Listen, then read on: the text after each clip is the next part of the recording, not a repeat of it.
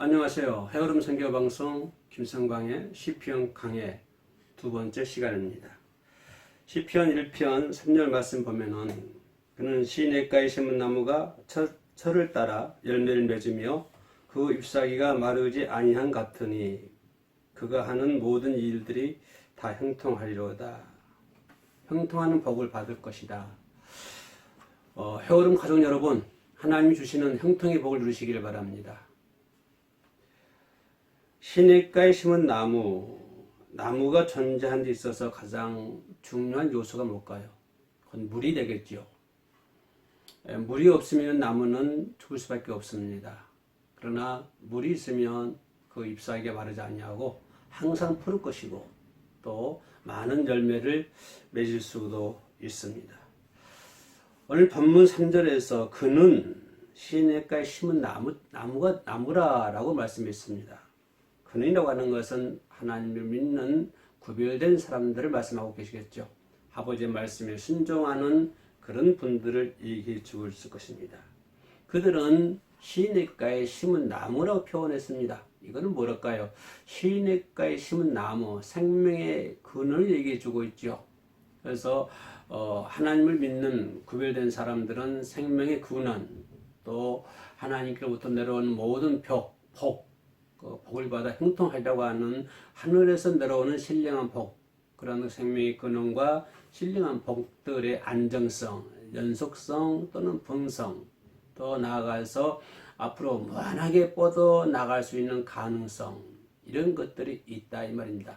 누가 하나님의 말씀에 순종하며 구별된 사람들에게는 그와 같이 비가 오든 안 오든 가뭄이 들든 안 들든 간에 어디 있든지 간에 어떤 환경이든지 간에 하나님께서 끝까지 그들을 보호해 주시고 인도해 주실 줄로 믿습니다. 물가에 심은 나무는 늘 푸르고 늘 싱그럽습니다. 다른 산에 있는 나무는 가뭄이 오고 비가 안 오면은 말라 비뚤어지고 죽을 수밖에 없지만, 그러나 시냇가에 심은 나무는 비가 오든지 안 오든지 간에 가뭄이 있든지 없든지 간에 이 나무는, 시냇가에 심은 나무는 항상 잎사귀가 푸르고 마르지 않고 또 풍성한 열매를 맺은다라고 얘기했습니다. 그런 것처럼 하나님을 믿는 백성들은 바로 시냇가에 심은 나무처럼 그렇고 항상 푸르고 항상 싱그러운 복을 받아 누릴 줄로 믿습니다. 항상 안락하고 항상 풍성함을 넘쳐 흐를 수 있는 그런 복이 받을 것이다 라고 하는 것을 암시해 주고 있습니다. 우리나라는 복받는 나라이죠. 어디를 가든지 간에 물이 있습니다. 그죠? 물이 풍부합니다. 정말 우리는 하나님께 감사합니다. 감사를 드려야 됩니다. 그러나 팔레스타인 땅은 천박한 땅이죠. 비가 오면은 물이 고이지를 않는답니다. 그러니까 물이 빠져버린다고 그래요. 그뿐만 아니라 1년 강우량이 600mm밖에 되지 않는다고 그럽니다. 그러한 천박한 땅, 그런 팔레스타인 땅에서 시냇물을 만난다고 하는 것은 뭡니까? 우물을 만난다고 하는 것은 그들의 생명과 기쁨의 원천과 같은 그런 것을 얘기해 주고 있죠. 그래서 그 시냇가에 심은 나무는 시절을 쫓아서 갓을 맺는 것처럼 그 잎사귀가 마르지 않고 그 모든 형사가 다 형통하는 복을 하나님께서 주신다, 이끌어 주신다, 이런 말씀이 되겠습니다. 이 말씀은 다시 역으로 생각하면 어떤 결과가 되냐면요. 자, 하나님을 믿는다고 해서 구별된 삶을 산다고 해서 하나님 말씀에 순종하는 삶을 산다고 해서 하나님을 경외하는 자가 이 세상을 사는 동안에 실패를 겪지 아니하며 반드시 부귀영화만 누린다라고는 생각하지 않지요. 그런다는 것은 절대 그런 의미는 결코 아닙니다. 성도도 죄인이기 때문에, 근본적으로 죄인이기 때문에 이 땅에 사는 동안에 죄와 그 질고에 얽매여 살지 않을 수가 없습니다. 죄에 살 수밖에 없습니다. 질고를 짊어지며 살 수밖에 없습니다. 왜냐하면 근본적으로 성도도 죄인이기 때문에 그렇습니다. 한 걸음 더 나아가서 성도는 하나님은 그 사랑하시는 자의 신앙을 연단하시기 위해 때로는 고난을 허용하시기 때문에 성도가 이 땅에 사는 동안에 질고를 질 수밖에 없습니다.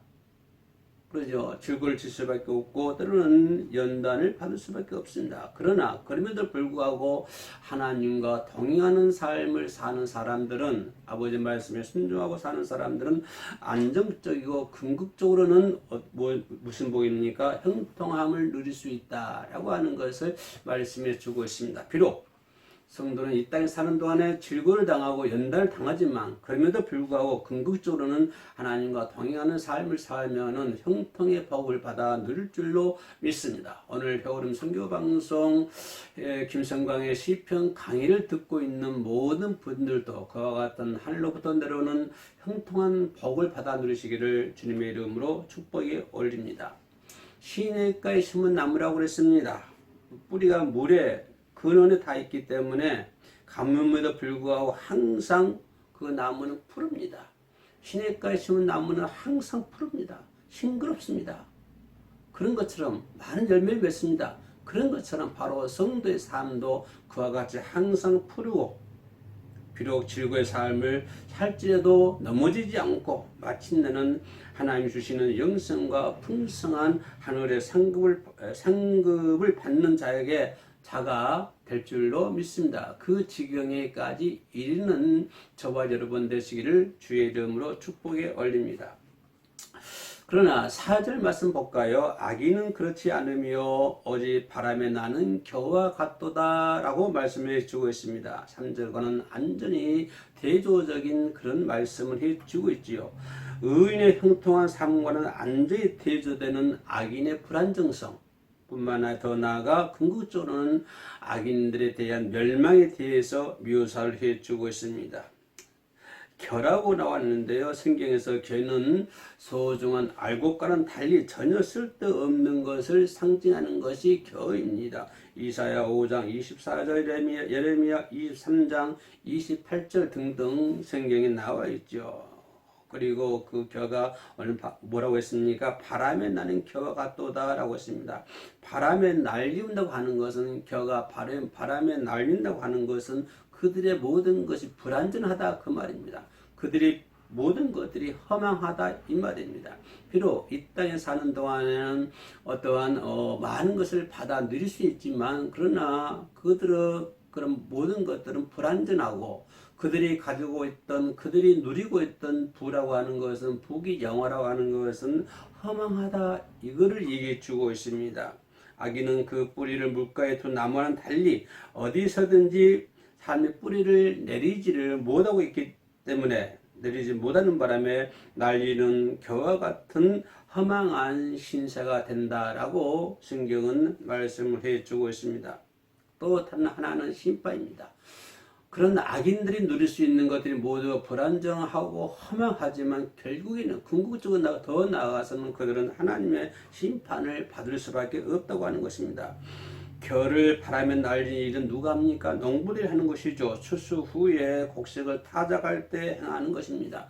저도 어렸을 때 학교 다닐 때 이런 타작을 해본 적이 있습니다. 농가에다가 타작기를 갖다 놓고 이제 그 벼를 타작을 합니다. 그러면 줄기는 한쪽에다 버리고 이제 타작하는데 알곡들은 풍부한 열매를 가진 알곡들은 밑으로 떨어지지만 그러나 겨는 멀리 날아갈 수밖에 없습니다.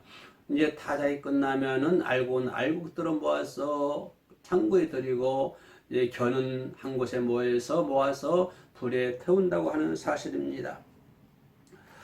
그렇기 때문에 우리는 항상 털어낸 벼 이삭을 다 모아서 알곡과 쭉정이를 분리하는 작업을 하는 것처럼 오늘 저와 여러분들은 알곡에 들어서 하나님의 창고에 하나님의 보고에 들어갈 수 있는 저와 여러분 되시기를 주의 이름으로 축복해 올립니다. 콩도 마찬가지입니다. 콩을 타작할 때 보면은 어머니가 키질을 합니다. 키 위에다가 콩을 갖다 놓고 키질을 하면은 풍부한 이 콩들은 알곡들은 점점 이 품 안으로 들어오지만 그러나 겨는 어떻습니까? 키질을 하면 할수록 멀리 날아갈 수밖에 없는 것입니다. 바깥쪽으로 날아가게 됩니다.